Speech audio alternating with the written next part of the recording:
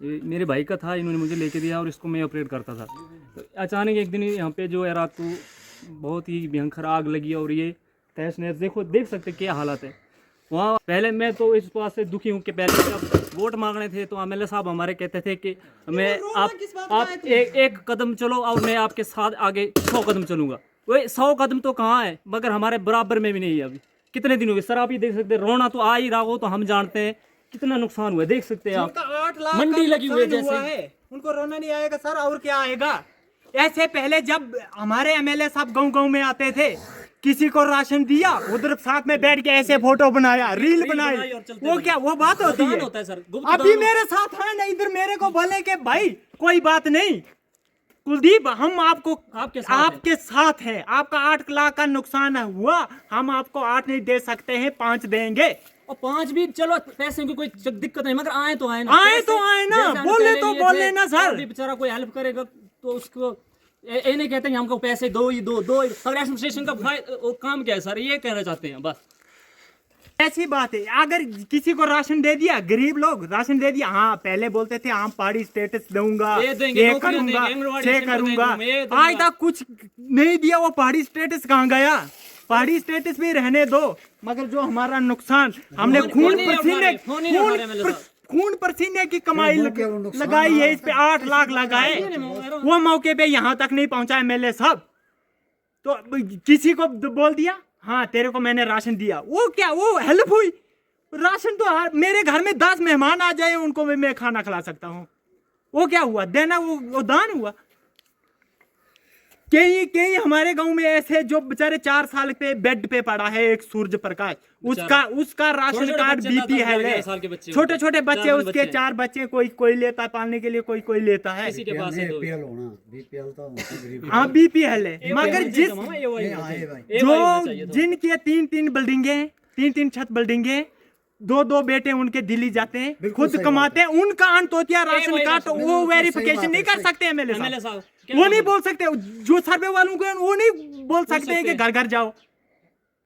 जो इसके चिमचे जैसे हमारे सुशील सरपंच है, उनके उस नशवा कदम पे चलते हैं, उनकी वो बोलते हैं हाँ उनके इशारों पे चलने। जो सुशील का सका होगा, हाँ ये गरीब है, ये इसको अंत्योदय कर दो, इसको ये कर दो, इसको से कर दो, हमारी सुनाई कहीं नहीं ना, क्योंकि हम अपने उस पे करते हैं काम। किसी से आपने सर पूछा कि लोन भी लिए थे? लोन भी लिए नहीं, हमने लोन भी नहीं लिया था, खुद कमाया था, या आप जैसे भाइयों से मांग के लिया, सार उधार लिया था, भाई हमने ये बिजनेस करनी है, हमें ये दो। मगर वो क्या हुआ, उसका फायदा क्या हुआ? अभी तक एमएलए साहब नहीं पहुंचे। वो कहते पहले तो बोलते थे ये करेंगे से करेंगे, मगर करते कुछ नहीं है।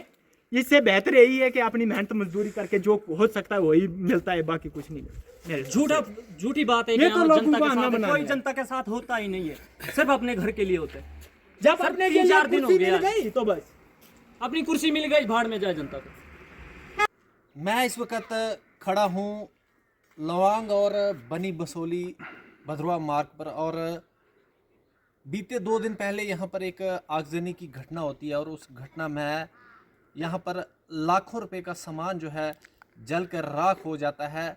और अभी हमारी टीम उस स्पॉट पर पहुंची, और जो यहाँ इस दुकान के मालिक थे, इनकी दुकान थी कुलदीप जी, उनसे आपकी पूरी बातचीत करवाएंगे। आखिर यहाँ पर आग कैसे लगी और ये आगजनी की घटना कैसे हुई, पूरी बात इनके साथ हम करवाएंगे। और कुलदीप जी हमारे साथ हैं, इनसे बातचीत करेंगे। कुलदीप जी, आग कैसे लगी और ये घटना कब हुई? नमस्कार सर, यहाँ आने का आपका बहुत धन्यवाद करता हूँ, आपका शुक्रिया। क्योंकि आग लगी थी 28 जनवरी 2026 को शाम 9 बजे के करीब ये आग लगी थी। पता नहीं क्या हुआ था, कुछ बिजली शॉर्ट हुई थी, क्या हुआ था क्या नहीं। आग का कोई कारण अभी तक कुछ पता चला? कुछ पता नहीं चला सर, इससे शॉर्ट हुई थी, तार शॉर्ट हुई थी, क्या हुआ था कोई पता नहीं। तो मैंने ली थी यहाँ से दुकान, वहाँ पे मेरा डीजे सिस्टम था। तो इसमें क्या क्या सामान आपने रखा हुआ था? सामान सर इसमें 3 स्पीकर थे, बेस था, एम्पलीफायर था, और जो भी छोटा मोटा सामान लगता है वो सब था। इसमें जनरेटर था, बैटरी थी, सब कुछ सामान सब जो था वो इधर ही था। तो क्या प्रशासन की तरफ से यहाँ पर आपको कोई मदद दी गई? प्रशासन की तरफ से सर कुछ भी नहीं मिला।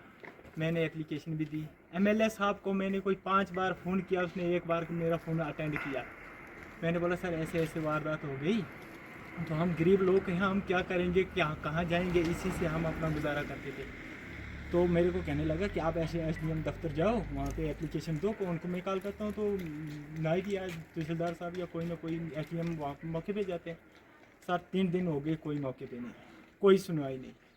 पहले तो एमएलए साहब हमारे सब कुछ हमें देते थे, एसटी कोटा देते थे, अब बोलते थे कि गरीबों की हेल्प करेंगे। किसी को राशन दे दिया, क्या वो हेल्प हुई? 8 लाख का नुकसान मेरा यहाँ हुआ, अभी मेरे पास कोई नहीं आया, कोई एडमिनिस्ट्रेशन नहीं, कोई प्रशासन की तरफ से कोई नहीं यहाँ पहुँचा। एमएलए साहब खुद यहाँ नहीं पहुँचे। कॉल भी 5 बार फ़ोन किया मैंने, एक बार कॉल अटेंड की, फिर मैंने कल फ़ोन किया, उन्होंने कॉल ही नहीं उठाई, फिर मैंने करना भी छोड़ दिया। मांगना है रब से मांगो। कुलदीप जी ये बताएं, जो आपका ये सामान जलकर इसमें खाक हुआ, क्या ये आपने कोई लोन लिया था, जैसे कोई युवा मिशन में जिस तरह से आजकल लोन मिल रहे हैं उस प्रकार से? सर लोन मैंने कुछ नहीं लिया था। मैंने जैसे आप ही समझो एक दूसरे से सारा उधार लिया था, भाई बंदी के तौर आपसे मांगा, भाई मैंने ऐसी बिजनेस करनी है, मुझे दे 2 लाख रुपया। आपने भी इनकार नहीं किया, ऐसे किसी ने इनकार नहीं किया। हमारे 4 भाई हमने मिल के लिया, 8 लाख का सामान था। तो क्या लोग इसमें आपके लिए मदद के लिए आगे नहीं आ रहे? सर लोग कहाँ गए? जो हमारे अनेबल एमएलए अभी डॉक्टर रामेश्वर जी, वो नहीं आए। इससे मैं इतना दावे से कहता हूँ कि हमारे एक्स एमएलए जीवनलाल लालियाल जी, जिनकी पीछे से फैमिली सेठ के नाम से पुकारा जाता है, उनको खानदानी उनकी, अगर उनको मैंने कॉल की होती हो 2 लाख मेरे को रुपया, 2 लाख रुपया इसी वक्त दे के जाते। मगर इस एमएलए, ये एमएलए जो अनेबल एमएलए, कोई यहाँ पे मौके पे नहीं आया। तो क्या कोई आपने कभी तहसीलदार के पास या एसडीएम के पास गए? मैंने शनिवार को एप्लीकेशन दिए तहसीलदार के पास, तहसीलदार ने मार्क नायब को किया दी, नायब ने मार्क क्या यहाँ पर मौके पर कोई पटवारी, कोई नायब, कोई नहीं पहुँचा? कोई नहीं पहुंचा। पटवारी बोलता मैं रिपोर्ट कर दूंगा। कहाँ करेगा वो? दफ्तर में बैठ के करेगा, यहाँ आके करेगा, यहाँ देख के करेगा। इसको मेरा सामान मैं इसको ऐसे थोड़ा रखूंगा, इधर इसको कहीं बने लगाऊंगा, कहीं रखूंगा ना, इसको इधर ही इसका खेल बना के रखूंगा। तो अब क्या अपील करेंगे आप प्रशासन से या लोगों से, क्या अपील करेंगे? प्रशासन से मेरी यही अपील है कि कोई मुआवजा दिया जाए, कि नहीं बाकी लोगों को यही, जो मेरे नौजवान युवा है वो यही है कि जो अपनी मेहनत करता है वही काम आती है, कोई किसी को नहीं देता है, कोई नहीं देता। एमएलए भी जब तक होते, जब तक उनको कुर्सी नहीं मिली, तब तक होते लोगों के, तब तक जाते हैं लोगों के घरों में, तब तक हर किसी को बोलते हैं कि गरीबों की हेल्प करेंगे, गरीबों को वो देंगे, गरीबों को से देंगे, कुछ नहीं देते हैं जब तक अपनी कमाई ना हो, कोई किसी को।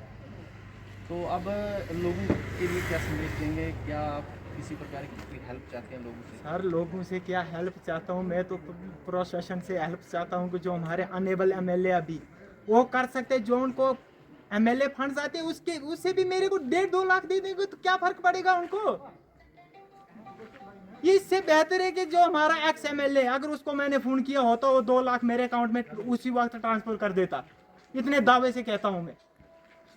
अगर उसको बोला होता कि सर ऐसे ऐसे वारदात होगी, वो इधर मौके पे भी आ जाता है। मगर जो अभी अनेबल एमएलए है वो यहाँ तक नहीं पहुँचा। अदरवाइज जम्मू से उठ के वो बनी में कल आ गए, फिर जम्मू असेंबली में चले गए, गरीब लोग जाएं भाड़ में। तो ये थे हमारे कुलदीप जी, जिन्होंने बताया कि मेरा लाखों का सामान जो है जलकर राख हुआ, लेकिन मेरे पास कोई प्रशासन का अधिकारी यहाँ पर नहीं पहुँचा। हालांकि एमएलए बनी डॉक्टर रामेश्वर को इन्होंने 4-5 बार फ़ोन किया, लेकिन एक बार उन्होंने मेरा फ़ोन उठाना मुनासिब नहीं समझा। ये दास्तान है यहाँ के कुलदीप जी, जिनका सामान इस आगजनी की घटना में जलकर पूरी तरह से राख हो चुका है। मैं आप सब लोगों से अपील करूंगा कि इस भाई की हेल्प के लिए आप लोग आगे आएँ और बढ़ चढ़कर इसकी हेल्प करें, क्योंकि ये गरीब व्यक्ति की पुकार है। जिस तरह से ये व्यक्ति चला रहा है कि मैंने प्रशासन से लेकर यहाँ के विधायक तक किसी को नहीं छोड़ा, हर किसी के दरवाजे तक दस्तक दी, लेकिन मेरी आवाज़ किसी ने नहीं सुनी। बनी रही हमारे साथ, यहाँ की पूरी जानकारी जो है आप तक शेयर करूंगा, और यहाँ के जो इस दुकान के मालिक थे उनके साथ भी आपकी बात करवाऊंगा। बने रहिए इस वीडियो के माध्यम से। और यहाँ पर जो इस दुकान के मालिक थे उनसे भी बातचीत करेंगे। सबसे पहले अपना नाम बताएं। मेरा नाम मोहम्मद अयाज भट्ट है। भट्ट साहब ये बताएं कि ये आपकी दुकान थी? जी सर, मेरी दुकान थी। और ये कितने सालों से आपने इसको किराए पे दिया था? ये 2-3-4 साल हो गए इसको किराए पे लेते हुए। लेकिन इसमें कितना सामान जो है आपका इसमें जल कर राख हुआ है? मेरा सामान था कोई 9-10 लाख से ऊपर था सामान था मेरा। खाना शाना बनाता था, इधर ही खाता, नीचे ही सोता था। एक कमरा लिया था मैंने, अपनी दुकान थी उधर ही घर। जब इस दूर था घर। दुकान में आग लगी थी उस वक्त आप कहाँ थे? मैं तो इधर ही सोया, पता नहीं लगता, नींद पड़ गई थी उस दिन, ज़्यादा दिन को थका हुआ था। बारिश भी थी दिन को थोड़ी थोड़ी, पता नहीं काम भी कर रहा था। इस दुकान का मालिक हमारे साथ था जिनका साफ कहना है कि काफ़ी बड़ा लॉस है और इसकी भरपाई करना बेहद मुश्किल है। लेकिन प्रशासन से उम्मीद लगाए बैठे हैं कि प्रशासन यहाँ पर आएगा और हमारी गुहार सुनेगा। लेकिन आखिर वो दिन कब आएगा जब प्रशासन के लोग यहाँ पर पहुँचेंगे और यहाँ के पटवारी हों, यहाँ के नायब तहसीलदार हों या तहसीलदार हों, एसडीएम बनी हों।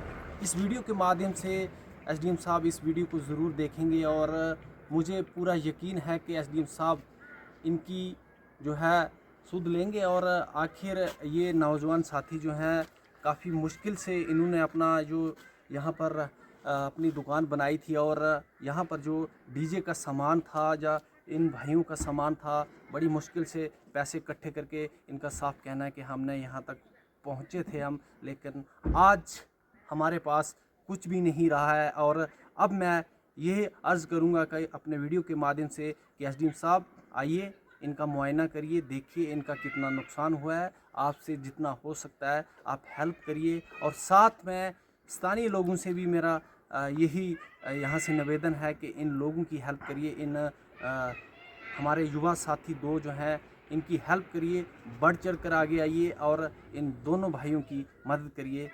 बने रहिए हमारे साथ, पल पल की अपडेट बनी न्यूज़ नेटवर्क के साथ।